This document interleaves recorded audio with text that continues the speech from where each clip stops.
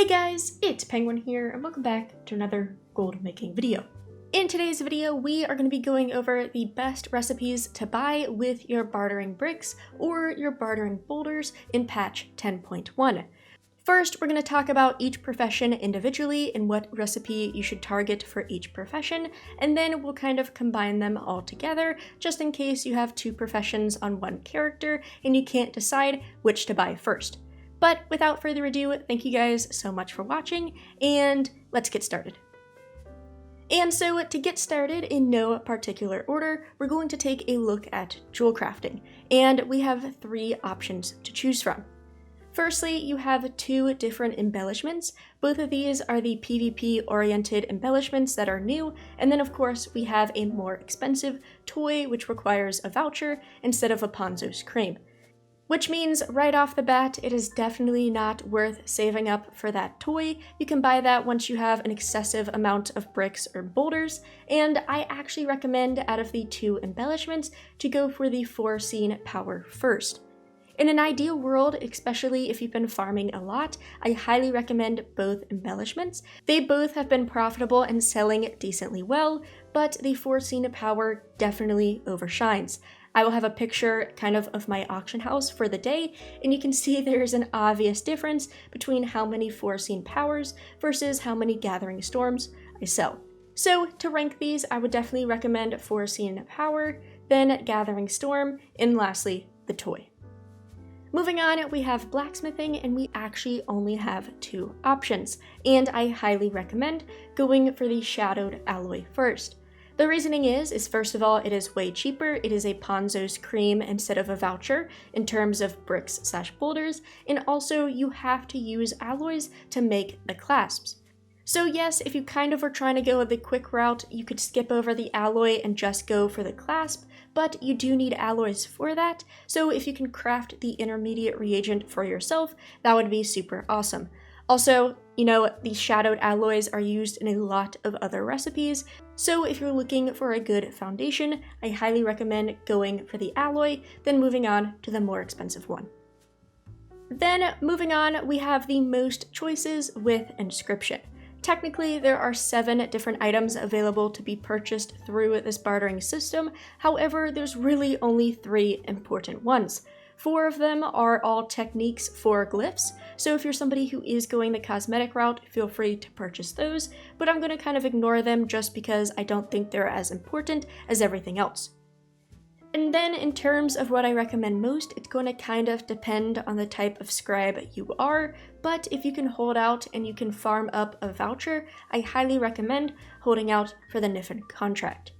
Personally, I purchased the Vantis rune, which I would recommend in slot number 2, and yes, it's technically profitable, but it's not as profitable as I like it to be.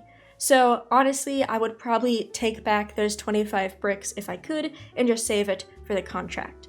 And then, of course, the last one we have left, my third place recommendation, would be the Hissing rune. This one is kind of just like any of the other weapon runes we have.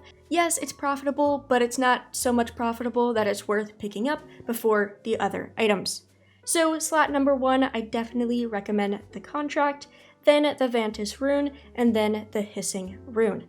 And honestly, after that, after you have those 3 recipes, I would probably go for the knowledge points from Ponzo himself before you pick up any of the cosmetic recipes. Then probably the most uninteresting one on this list, we have engineering. And honestly, what I would recommend is don't pick any of these recipes up and actually just go for knowledge points. Of course, if you're an engineer and you don't really need any more knowledge points, you're maxed out or anything like that, I would probably pick up the Polarity Bomb. It's cheaper and it's actually kind of a usable item that people might use. Then you have the Mallard Mortar, which is just a toy. Not only is it a toy, it's also way more expensive because it requires a voucher. So if you are a brand new engineer, I would buy knowledge points, then go for these recipes. Moving on, we have Alchemy, and this is probably the most popular one on this list. Obviously, my first recommendation is going to be Dracothist. Now, I know if you guys are watching this when this video came out, Dracothist is crashing at the moment, but even though it's crashing, the materials to craft it is also crashing, meaning it's still profitable. Of course, if you're somebody who held on to items, yes, it's not very appealing, but if you're just crafting it from scratch, it's still pretty decent. Also, in good news, some of the exploits that involve Dracothist have been patched, meaning they're making progress, and we could potentially see Dracothist bouncing back once demand really starts going. Then, if you pick up Dracothist, honestly, I would probably recommend buying knowledge points, and then finally buying the last potion. It costs a voucher, it's not very exciting, so I would definitely probably target knowledge points before buying that second recipe. Moving on to enchanting, this is going to depend on the type of enchanter you are. If you're somebody who does not mess with crafting orders at all, you really don't want to mess with armor crafting or weapon crafting, I should say, I recommend the Spore Tender. Now, yes, that has been nerfed significantly. The enchant at the start of patch 10.1 was nerfed by 72%, but even so, it does sell. Of course, it is an enchant, it's also a new enchant, meaning there is heavy competition. I will warn you about that, but it's still a decently good recipe. However, if you are somebody who is not scared about the crafting order system and you want to give it a shot, I recommend picking up the Spore Keeper's Baton. This is one of the new wands added in patch 10.1 and is actually recommended for some classes. So if you are somebody who likes to do commissions for other people, definitely pick that one up. After that, once again, it depends on what you want to focus on. If you are a newer enchanter, I would highly recommend focusing on knowledge points and picking those up, and then going for the illusionary adornment. The adornment is simply just a cosmetic item. Now, of course, it's way more expensive, so if you can get it sooner rather than later, you can probably sell it for a premium, but still it is a pretty hefty investment, which would probably be best served in knowledge points as a beginner. Up next, we probably have the weirdest one on this list, and this is tailoring. The reason why I say this is if you go into the unlearned section of tailoring, there are two new embellishments, and both of them are supposedly purchased through the tailoring Niffin. However, if you go to the tailoring Niffin, there is only one recipe available, and that is the parachute. So honestly, the only thing I can recommend is the parachute because the medkit is nowhere to be found. Now, I'll just say I probably don't recommend the medkit even if it was available. I would probably purchase the parachute, but even so, before any of those, I would probably go for knowledge points. Of course, it depends where you're at in your tailoring career, but if you're a new one, it's probably way better purchasing knowledge points than kind of these random, unique embellishments. Then finally, we have good old leatherworking, and similar to kind of the other professions, this depends on the type of leatherworker you are. Firstly, if you're somebody like me who doesn't do anything with armor, you avoid the crafting order system, the lambent armor kit is going to be for you. It does cost a voucher, meaning you're going to have to save a little bit, but the armor kit seems to be actually a good item this time around, and it seems to be selling pretty well. Now, besides that, you do have the option to pick up the Spore Colony shoulder guards, which is only a Ponzo's cream, so it is the cheapest item on this list, and this is recommended for about 2 different specs on Wowhead's recommended gear list. Same goes with the arm guards, it's just a different type of crafted armor, and it's still recommended about twice, just like the shoulder guards. So if you are somebody who is interested in the armor types, you may choose one of those over the armor kit, but personally, I would probably go for the armor kit myself. Then either, after the armor kit or after the armor, definitely go for knowledge points. Personally, I would go for the armor kit, knowledge points, then finally the actual armor because of my preference in crafting orders, but just don't forget about those knowledge points, and of course, feel free to pick up the armor if you like. And so with those out of the way, that is kind of my personalized recommendations for each individual profession. However, there's of course always the issue, okay Penguin, I have Jewelcrafting and Blacksmithing, what should I prioritize first? And so this is kind of my list of professions to work on.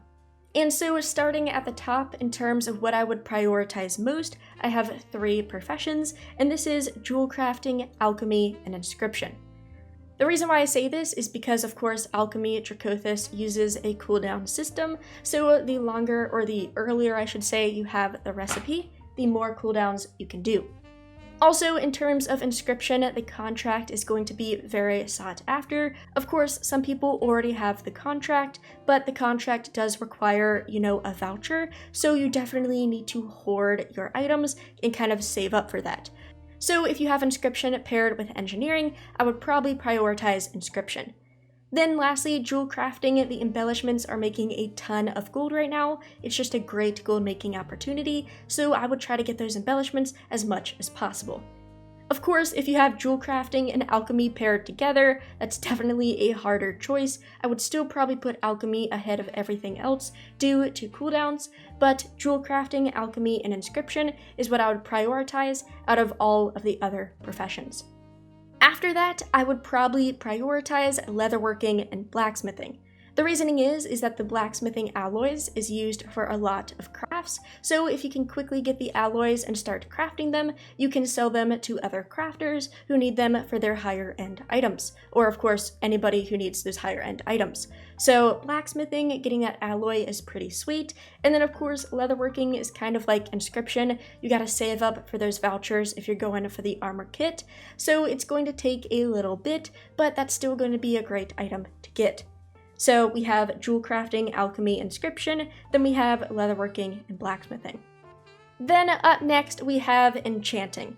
Enchanting, nothing special, right? You have the Spore Tender, you have the Baton, you have the, cosmetic item, nothing super spectacular, so it's pretty low on this list. Then lastly, honestly, you can put them in whatever order you like. You have Tailoring and Engineering. Tailoring just has that one item right now, and it's not very great, and it also requires a voucher, so it's just not worth saving. You could spend those bricks/boulders somewhere else. Same thing with Engineering, the bomb is not really great, and your other option is a toy. So summing this all together, I would say prioritize Jewelcrafting, Alchemy, and Inscription, then prioritize Leatherworking and Blacksmithing, Enchanting, Tailoring, and Engineering. Of course, it's ultimately going to depend on your peers, right? If you have Jewelcrafting and Inscription, that's a lot harder than something like Jewelcrafting and Engineering. So just think about what you want to prioritize, and hopefully this helps out just a little bit. But yeah guys, that is it for this video. I've gotten a lot of questions about what recipes people should purchase, and hopefully this will give you a little bit more insight. Of course, if you have any questions, feel free to leave them in the comments down below, and I'll answer as fast as possible. But everybody, thank you guys so much for watching, and have a good day.